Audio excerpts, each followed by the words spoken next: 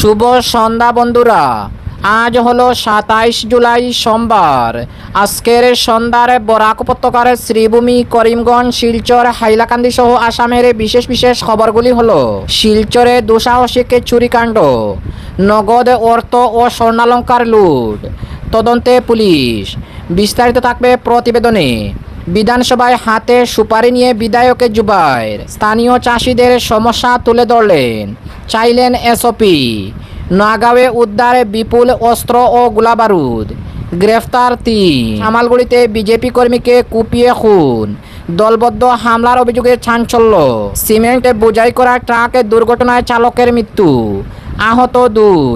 যুক্তরাষ্ট্রের যুদ্ধবিরতি ঘোষণার পর হামলা বন্ধের সিদ্ধান্ত নিল ইরান এবং প্রধানমন্ত্রীর বিরুদ্ধে কুরুচিকর পোস্টের জেরে কড়া পদক্ষেপ। আন্দোলন থামলেও সমাজ মাধ্যমে নজরদারি দিল্লি পুলিশের। তাহলে বিস্তারিত খবরে যাওয়ার আগে অবশ্যই ভিডিওটিতে একটি লাইক দিয়ে চ্যানেলটি সাবস্ক্রাইব করে পাশের বেল আইকনটি বাজিয়ে রাখবেন এবং ফেসবুক পেজে দেখে থাকলে পেজটি ফলো করে ভিডিওটি শেয়ার করবেন, যাতে সঠিক খবরগুলি সবার কাছে পৌঁছাতে পারি। এবার শুনুন আজকের খবরের বিস্তারিত। প্রথম খবর, শিলচরে দুঃসাহসিক চুরিকাণ্ড, নগদ অর্থ ও স্বর্ণালঙ্কার লুট, তদন্তে পুলিশ। শিলচর শহরের বিবেকানন্দ রোডের 23 নম্বর লেন এলাকায় এক দুঃসাহসিক চুরির ঘটনায় চাঞ্চল্যের সৃষ্টি হয়েছে। স্থানীয় বাসিন্দা নিশিতেশ দাসের বাড়িতে রবিবার ভোরে চোরের দল হানা দিয়ে নগদ অর্থ ও কয়েক লক্ষ টাকার স্বর্ণালঙ্কার এবং অন্যান্য মূল্যবান সামগ্রী লুট করে নিয়ে যায়। ঘটনায় শিলচরে তারাপুর আউটপোস্টে একটি মামলা দায়ের হয়েছে। পরিবারের সদস্যরা বাড়িতে না থাকার সুযোগে চোরেরা মূল বাড়ির পাশাপাশি নিচতলার বাড়াটি অংশেও প্রবেশ করে বলে জানা গেছে। আলমারি ভেঙে নগদ অর্থ, স্বর্ণালঙ্কার, অন্যান্য মূল্যবান জিনিসপত্র নিয়ে পালিয়ে যায় চোরেরা। সোমবার সকালে বাড়িতে জল দিতে এসে এক মহিলা বাড়ির দরজা খোলা এবং জানালার গ্রিল খোলা অবস্থায় দেখতে পান। সেটি তিনি সঙ্গে সঙ্গে স্থানীয় বাসিন্দাদের জানান। খবর পেয়ে এলাকাবাসী নিশিতেশ দাসের আত্মীয় এবং প্রাক্তন পুর কমিশনার রাজেশ দাস ঘটনাস্থলে পৌঁছে ঘরের ভেতরে আলমারি, অন্যান্য আসবাবপত্র তছনছ অবস্থায় পড়ে থাকতে দেখে। পরে তারাপুর আউটপোস্টে খবর দিলে পুলিশ দ্রুত ঘটনাস্থলে পৌঁছে তদন্ত শুরু করে। এদিকে প্রাক্তন পুর কমিশনার রাজেশ দাস প্রশাসনের কাছে দ্রুত অভিযুক্তদের গ্রেফতার করে দৃষ্টান্তমূলক শাস্তির দাবি জানান। এর পাশাপাশি শহরে ক্রমবর্ধমান চুরির ঘটনা রোধে পুলিশি টহল আরও জোরদার করার আহ্বান জানান তিনি। অপরদিকে বিধানসভায় হাতে সুপারি নিয়ে বিধায়ক জুবায়ের এনাম স্থানীয় চাষিদের সমস্যা তুলে ধরলেন, চাইলেন এসওপি। অসম বিধানসভার অধিবেশনে হাতে স্থানীয় সুপারি নিয়ে অসমের রাজ্য সরকারের নীতির বিরুদ্ধে সরব হলেন বিধায়ক জুবায়ের এনাম। স্থানীয় সুপারি চাষিদের স্বার্থ রক্ষার দাবিতে তিনি সরকারের ভূমিকা নিয়ে একাধিক প্রশ্ন তুলেন এবং সুপারি খাতকে সুরক্ষিত করতে বেশ কয়েকটি গুরুত্বপূর্ণ প্রস্তাব দেন। বিধানসভায় বক্তব্য রাখতে গিয়ে জুবায়ের এনাম মজুমদার বলেন, স্থানীয় সুপারির জন্য এখন কোনো স্ট্যান্ডার্ড অপারেটিং প্রসিডিউর এসওপি প্রণয়ন করা হয়নি। তার দাবি, সুস্পষ্ট নীতির অভাবে রাজ্যের সুপারি চাষিরা নানা সমস্যার মুখোমুখি হচ্ছে। তিনি প্রশ্ন তুলেন, সরকার কেন বার্মি সুপারি রাজ্যে প্রবেশ করতে দিচ্ছে। তার অভিযোগ, বিদেশি সুপারির অনিয়ন্ত্রিত প্রবেশের ফলে স্থানীয় বাজারে অসমের সুপারি চাষিরা ক্ষতিগ্রস্ত হচ্ছেন এবং ন্যায্য দাম পাচ্ছেন না। শুধু তা নয়, নানা বয় দেখিয়ে সিন্ডিকেটের টাকাও আদায় করছে গরিব চাষিদের কাছ থেকে। বলেন, বার্মি সুপারি রুখতে প্রশাসনে ব্যর্থতার খেসারত দিচ্ছেন কৃষকরা।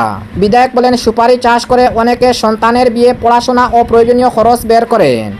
এছাড়া গ্রামীণ অর্থনীতি শক্তিশালী করতে স্থানীয় সুপারির ভূমিকা উল্লেখযোগ্য। তিনি বলেন, কৃষকদের স্বার্থে এসওপি করা হোক। বিধায়ক আরও দাবি করেন, সুপারি শিল্পের উন্নয়ন, বিপণন ও চাষিদের স্বার্থ রক্ষার জন্য একটি স্বতন্ত্র সুপারি বোর্ড গঠন করা জরুরি। পাশাপাশি অবৈধভাবে বার্মি সুপারি যাতে রাজ্যে প্রবেশ করতে না পারে সেজন্য একটি বিশেষ টাস্কফোর্স গঠনের দাবি জানান তিনি। হাতে স্থানীয় সুপারি নিয়ে বিধানসভায় তার এই ব্যতিক্রমী প্রতিবাদ অসম রাজ্যের সুপারি চাষিদের দীর্ঘদিনের সমস্যাকে নতুন করে আলোচনার কেন্দ্রে নিয়ে এসেছে।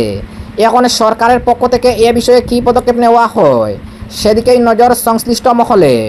অপরদিকে নোয়াগাঁওয়ে উদ্ধার বিপুল অস্ত্র ও গোলাবারুদ, গ্রেফতার 3।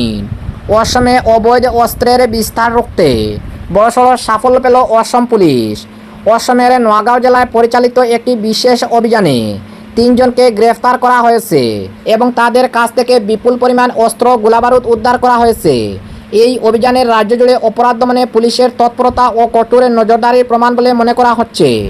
পুলিশ সূত্রে জানা গেছে, নির্ভরযোগ্য গোয়েন্দা তথ্যের ভিত্তিতে অভিযান চালিয়ে সন্দেহভাজন 3 ব্যক্তিকে আটক করা হয়। পরে তাদের কাছ থেকে অবৈধ অস্ত্র ও গোলাবারুদ উদ্ধার করা হয়েছে। যদিও উদ্ধার হওয়া অস্ত্র ও গোলাবারুদের সুনির্দিষ্ট সংখ্যা বা ধরন এখনও প্রকাশ করা হয়নি। তবে পুলিশ জানিয়েছে, এই উদ্ধার অবৈধ অস্ত্র পাচার চক্রের বিরুদ্ধে বড় ধাক্কা। পুলিশের মতে এ ধরনের অবৈধ অস্ত্র জননিরাপত্তার জন্য মারাত্মক হুমকির সৃষ্টি করে এবং জঙ্গি কার্যকলাপে সংঘবদ্ধ অপরাধ সহ বিভিন্ন আইনি কর্মকাণ্ডে ব্যবহৃত হওয়ার আশঙ্কা থাকে। তাই ঘটনার পূর্ণাঙ্গ তদন্ত শুরু হয়েছে। তদন্তকারীরা অস্ত্রগুলির উৎস, এগুলি কার কাছে পৌঁছানোর কথা ছিল এবং এর সঙ্গে কোনো বড় চক্র জড়িত রয়েছে কিনা তাও খতিয়ে দেখছেন। গ্রেফতার হওয়া 3 অভিযুক্তকে জিজ্ঞাসাবাদ করা হচ্ছে এবং তদন্তে আরও গুরুত্বপূর্ণ তথ্য মিলবে বলে আশা করা হচ্ছে। অসম পুলিশ জানিয়েছে, রাজ্যের শান্তি শৃঙ্খলা বজায় রাখতে এবং অবৈধ অস্ত্রচক্র নির্মূলে তাদের অভিযান ভবিষ্যতেও একইভাবে অব্যাহত থাকবে। অপরাধমূলক নেটওয়ার্কে ব্যঙ্গে দিতে আইন শৃঙ্খলা রক্ষাকারী বাহিনী সর্বোচ্চ অগ্রাধিকার দিয়ে কাজ করে যাচ্ছে। অপরদিকে সামালগুড়িতে বিজেপি কর্মীকে কুপিয়ে খুন, দলবদ্ধ হামলার অভিযোগে চাঞ্চল্য। নগাঁও জেলার সামাগুড়িতে এক বিজেপি কর্মীকে ধারালো অস্ত্র দিয়ে কুপিয়ে হত্যার ঘটনায় এলাকা জুড়ে চাঞ্চল্যের সৃষ্টি হয়েছে। শুক্রবার রাতে সামাগুড়ির বাজিয়াগাঁও গ্রামে সংগঠিত এই দলবদ্ধ হামলায় গুরুতর আহত হওয়া আবুল কাশেম নামে এক যুবকের চিকিৎসাধীন অবস্থায় মৃত্যু হয়েছে। জানা গেছে, শুক্রবার রাতে একই গ্রামের 6-7 জন যুবকের একটি দল আবুল কাশেমের ওপর ধারালো অস্ত্র দিয়ে হামলা চালায়। হামলায় তিনি গুরুতর জখম হন। পরে তাকে উন্নত চিকিৎসার জন্য গৌহাটির একটি বেসরকারি হাসপাতালে ভর্তি করা হয়। তবে চিকিৎসাধীন অবস্থায় তার মৃত্যু হয়েছে। মৃত আব্দুল কাসেম বাজিয়াগাঁও গ্রাম পঞ্চায়েত এলাকার ভারতীয় জনতা পার্টির একজন সক্রিয় কর্মী ছিলেন বলে জানা গেছে। এই ঘটনাকে কেন্দ্র করে বাজিয়াগাঁও এলাকায় এখনও উত্তেজনা বিরাজ করেছে। ঘটনার তদন্ত শুরু করেছে পুলিশ। অভিযুক্তদের শনাক্ত ও গ্রেফতারের লক্ষ্যে তল্লাশি চালানো হচ্ছে। অপরদিকে সিমেন্ট বোঝাই ট্রাকের দুর্ঘটনায় চালকের মৃত্যু, আহত 2। মেঘালয়ের পশ্চিম গারো হিলস জেলার আগুরাগ্রে গ্রামের কাছে শনিবার রাতে একটি সিমেন্ট বোঝাই ট্রাকের নিয়ন্ত্রণ হারিয়ে রাস্তার ধারে থাকা একটি আম গাছে ধাক্কা মারলে ট্রাক চালকের মৃত্যু হয় এবং আরও 2 জন আহত হন। পুলিশ সূত্রে এ তথ্য জানা গেছে। শনিবার রাতে প্রায় 8টা 20 মিনিটে দুর্ঘটনাটি ঘটে। খবর পেয়ে রংরাম আউটপোস্টের পুলিশ ঘটনাস্থলে পৌঁছে উদ্ধার কাজ শুরু করে। নিহত ট্রাক চালকের পরিচয় শফিকুল ইসলাম হিসাবে শনাক্ত করা হয়েছে। তিনি অসমের মানকাচারের বাসিন্দা ছিলেন। দুর্ঘটনার পর ট্রাকের ভেতর থেকেই তার মরদেহ উদ্ধার করা হয়। ASA 25DC7786 নম্বরের ট্রাকটি সিমেন্টে বোঝাই অবস্থায় একটি আম গাছে সজোরে ধাক্কা মারে। দুর্ঘটনার পরে ট্রাকটি খাদের সংলগ্ন স্থানে ঝুলন্ত অবস্থায় আটকে যায়। দুর্ঘটনায় আহত হন তুরার আনন্দমঠ এলাকার বাসিন্দা বানেরাম কুচ এবং দক্ষিণ শালমারা মানকাচার জেলার সাজেন পারেশ। তাদের উদ্ধার করে চিকিৎসার জন্য তুরা সিভিল হাসপাতালে ভর্তি করা হয়েছে। এছাড়া মানকাচারের শরীফুল ইসলাম সামান্য আহত হয়ে প্রাণে রক্ষা পান। প্রাথমিকভাবে পুলিশের ধারণা, ট্রাকটির ব্রেক বিকল হয়ে যাওয়ায় এ দুর্ঘটনা ঘটতে পারে। তবে প্রকৃত কারণ জানতে তদন্ত চলছে। পুলিশ ক্ষতিগ্রস্ত ট্রাকটি জব্দ করেছে। নিহত শফিকুল ইসলামের মরদেহ ময়নাতদন্তের জন্য তুরা সিভিল হাসপাতালের মর্গে পাঠানো হয়েছে। অপরদিকে যুক্তরাষ্ট্রের যুদ্ধবিরতির ঘোষণার পর হামলা বন্ধের সিদ্ধান্ত ইরানেরও। যুক্তরাষ্ট্রের সামরিক হামলা সাময়িকভাবে বন্ধ রাখার ঘোষণার পর পাল্টা হামলা স্থগিতের ইঙ্গিত দিয়েছে ইরান। তেহরান জানিয়েছে, ওয়াশিংটন হামলা বন্ধ রাখলে ইরান ও যুক্তরাষ্ট্রের সামরিক ঘাঁটি থাকা প্রতিবেশী দেশগুলিতে ড্রোন ও ক্ষেপণাস্ত্র হামলা চালাবে না। তবে এই অবস্থানকে এখনও স্থায়ী যুদ্ধবিরতি হিসাবে দেখছে না ইরান। ইরানের পররাষ্ট্র মন্ত্রণালয়ের মুখপাত্র ইসমাইল বাগাই জানিয়েছে, যুক্তরাষ্ট্র অতীতেও আলোচনার ক্ষেত্রে বিশ্বাসঘাতকতা করলেও 2 দেশের মধ্যে মধ্যস্থকারীদের মাধ্যমে বার্তা আদান প্রদান চলছে। তার বক্তব্য, হামলা বন্ধ থাকলে তেহরান ও পাল্টা সামরিক অভিযান স্থগিত রাখবে।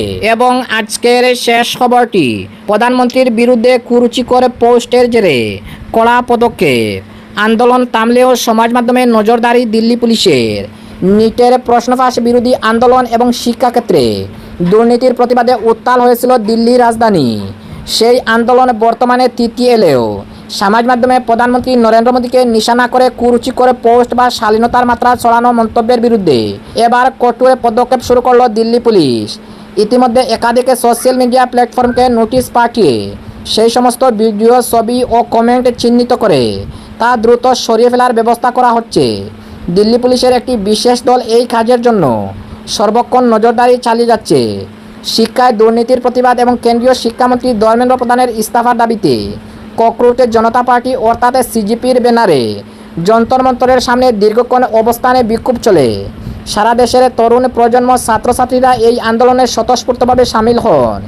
গত 20 জুলাই সিজেপির ডাকে সংসদ ভবন অভিযানকে কেন্দ্র করে রণক্ষেত্রের রূপ নেয় দিল্লি। প্রায় 10,000 মানুষের সেই মিছিলে পুলিশের লাঠিচার্জ, অতিরিক্ত বল প্রয়োগ নিয়ে ব্যাপক রাজনৈতিক বিতর্ক ও হাইকোর্টে মামলা গড়ায়। সিজেপির আন্দোলন প্রত্যাহারের অন্যতম প্রধান শর্ত ছিল আন্দোলনকারীদের বিরুদ্ধে দায়ের হওয়া সমস্ত এফআইআর ও আইনি পদক্ষেপ প্রত্যাহার করা। কেন্দ্রের তরফে মন্ত্রী জেপি নাড্ডা এবং জিতেন্দ্র সিং প্রাথমিকভাবে এই বিষয়ে মৌখিক আশ্বাস দিলেও এখনও তার আনুষ্ঠানিক নির্দেশ হাতে পাননি দিল্লি পুলিশ। ফলে এফআইআরগুলি আনুষ্ঠানিকভাবে প্রত্যাহার করা হয়নি। তারই মধ্যে সমাজ মাধ্যমে নজরদারি ও কড়া পদক্ষেপ জারি করেছে প্রশাসন। সিজেপির প্রতিষ্ঠাতা অভিজিৎ দীপকে আগেই সাফ জানিয়ে দিয়েছে যে সংসদ ভবন অভিযানে বল প্রয়োগের জন্য পুলিশ ও র্যাবকে প্রকাশ্যে ক্ষমা চাইতে হবে এবং নিটের কারণে আত্মঘাতী পড়ুয়াদের পরিবারকে 1 কোটি টাকা ক্ষতিপূরণ দিতে হবে। কেন্দ্র মৌখিক আশ্বাস দিলেও লিখিত নির্দেশ না আসায় এবং অন্যদিকে পুলিশ সমাজ মাধ্যমের পোস্ট ধরে কড়া ব্যবস্থা নেওয়ায় পরিস্থিতি এখনও পুরোপুরি শান্ত হয়নি।